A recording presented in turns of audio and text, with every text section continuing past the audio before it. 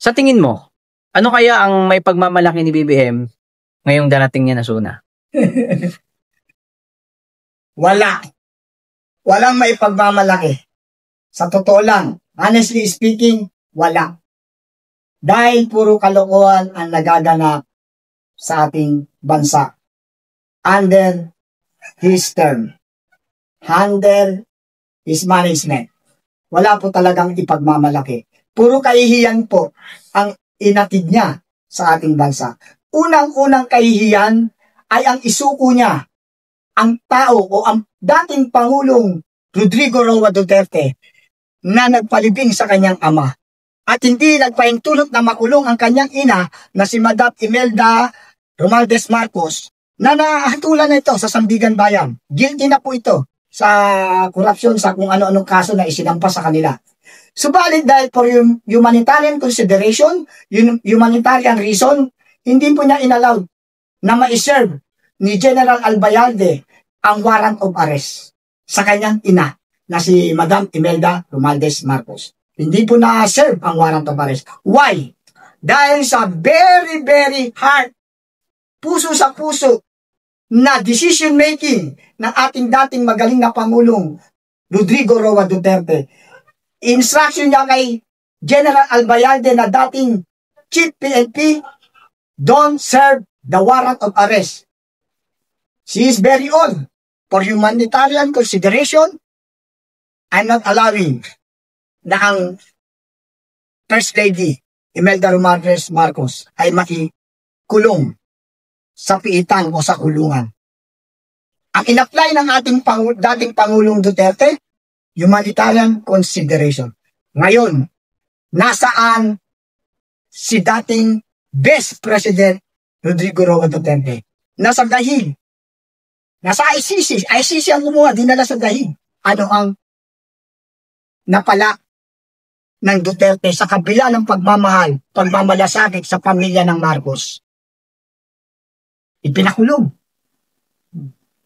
Hindi sinusunod si General Torre na iakyat sa eroplano ang dating magaling na Pangulong Duterte kung walang instruction ng higher command. Sa PNP department, sino ang pinakamataas? Si General Torre. Pero kanino naka-under si General Torre? Kanino naka-under? Nasa Pangulo ng bansang Pilipinas. Kaya never nilang sasabihin na walang kinalaman. At kung sasabihin naman na wala siyang kinalaman, bakit hindi mo nalang tinutulan? Bakit hindi mo hinarang? Oy, Torre! Ba't nandiyan ka? Bumalik ka rito. Huwag mong ipakulong yan. Huwag mong daling sa dahig yan. Dahil yan ang nagpalibing sa aking ama. Sa libingan ng mga bayani. Na hindi yan pangkaraniwan. Yan ay pangarap o wish ni dating Pangulong Ferdinand Marcos na inibing sa libingan ng mga bayani. Napulpil ang pangarap ng dating Pangulong Ferdinand Marcos.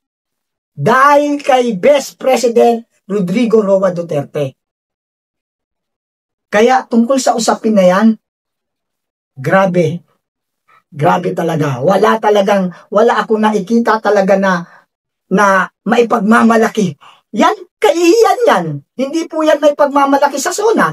Sige nga, subukan nga natin kung mabanggit sa SONA na ipinalibing ni Vice President Duterte, yung kanyang ama. Hindi niya mababanggit yan. Kaya walang maipagmamalaki. Natulan ng ina sa Sandigan Bayan, hindi pinakulong. Di ba kahihiyan yan? Banggitin sa SONA yan. Hindi niya mababanggit yan. Kaya, Trops, sa totoo lang, walang maipagmamalaki sa SONA ang Pangulong BBM. Wala. Zero. Yung patungkol sa dahil 'di ba ilang araw na rin nagkakaroon ng mga pagbaha at ulan. Yung sinabi ko nila na 5,500 flood control. Ano yung nasaksihan mo bilang Pilipino at ikaw ay nasa NCR? Ano yung nasaksihan mo ng mga pag-ulan ng mga nakarang araw? Alam mo, sa totoo lang, ang hina pa nga itong ulan na to, hindi pa ito masasabi talagang typhoon eh. Pero bumana. Ibig sabihin, wala talagang flood control. Ang tanong ito, 5,500 flood control project. Nasaan yan? Ang dami yan. At alam nyo ba mga kababayan ko? Alam nyo ba kung magkano ang pondo niyan sa DPWH? Ang pondo ng flood control natin, everyday po, 1.4 billion a day. Isipin nyo po yung billion a day ang flood control project fund. Ngayon ang tanong kung per day yan na 1.4 billion, hindi million, billion, hindi monthly, per day. Nasaan yun? Ang laking halaga niyan sa per day na yan. Lumalabas ba yan yung physical niya? Nasaan napupunta yan? Wala naman tayo nakikita ang proyekto, puro pagbaha. Asan ang flood control project? Nasaan ang pondo? Diba? Kaya, sa aking obserbasyon, ang isang malaking katanungan, nasaan nga ba ang 5,500 flood control? At nasaan nga ba yung 1.4 billion a day na pondo ng flood control? Nasaan? Yan, impeachable yan kung tutuusin. Hindi pinag-uusapan. Sinabi ho ni BBM na nandyan naman daw yung 5,500 flood control. And sinabi niya pa nga nung nakaraan lang, July 24, this is the new normal. Ganito na talaga ang buhay natin kahit ano pang gawin natin. Yan ba isagot ng isang pangulo? Na yan ay normal? Alam niyo po ba, kapag ang isang bagay na hindi ka kumbinyente at hindi maganda para sa kalagayan mo o sa kalagayan ng mga tao, that is abnormality. Ang normal po, yung hindi ka nakakaranas ng kapigatian, hindi ka nakakaranas ng pag may bagyo, namimigati ka dahil baha. Abnormal po yun. Hindi po yun normal. Ang normal po, dapat walang baha. Kasi merong pondo para sa pagbaha. Saan yung dinadala? Di abnormality. Kasi ang normal, gamitin, eto po kasi yan. Pwedeng sabihin normal kung walang pagbaha.